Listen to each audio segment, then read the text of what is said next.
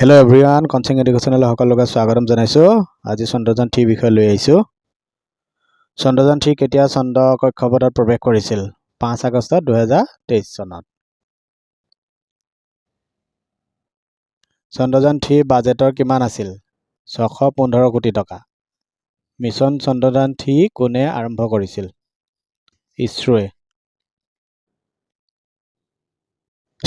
ইছৰোৰ সম্পূৰ্ণ ৰূপটো কি? Indian space research organisation. Chandrayaan three ক'ত অৱতৰণ কৰিছিল? চন্দ্ৰৰ দক্ষিণ মেৰুত। চন্দ্ৰযান-3ৰ বাবে মূল ৰকেট ইঞ্জিনটোৰ নাম কি আছিল? CE-20 cryogenic engine. মিছন চন্দ্ৰযান-3ৰ বিষয়বস্তু কি আছিল? চন্দ্ৰৰ বিজ্ঞান। চন্দ্ৰযান-3 কোন ৰাজ্যৰ পৰা উৰা মাৰিছে? অন্ধ্ৰ প্ৰদেশৰ পৰা। মিছন চন্দ্ৰযান-3ৰ ভাৰতৰ চন্দ্ৰলৈ কোনটো মিছন হ'ব? তৃতীয় মিছন।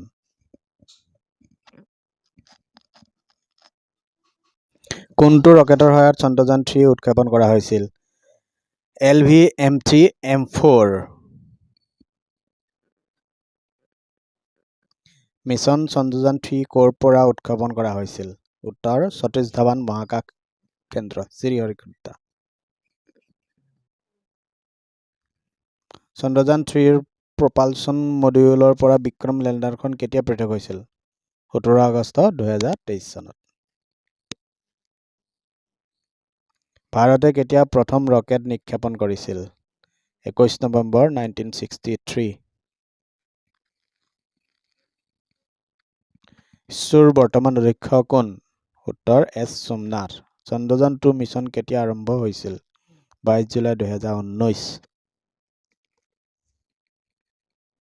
চন্দ্ৰযান-3 মিছন কেতিয়া উৎক্ষেপণ কৰা হৈছিল? 14 জুলাই 2023।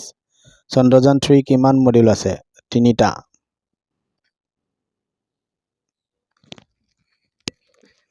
মিছন চন্দ্ৰযান-3ৰ ৰভাৰখনৰ নাম কি আছিল?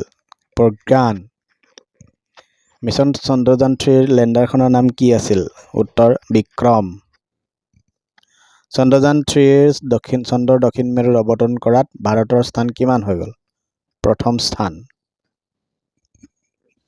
চন্দ্ৰযান-3ৰ লেণ্ডাৰত কিমান থ্ৰটল ইঞ্জিন আছে? 4টা। চন্দ্ৰযান-3 উৎক্ষেপণৰ লগত থকা অসমীয়া বিজ্ঞানীজনৰ নাম কি?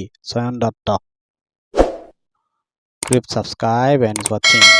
Thank you.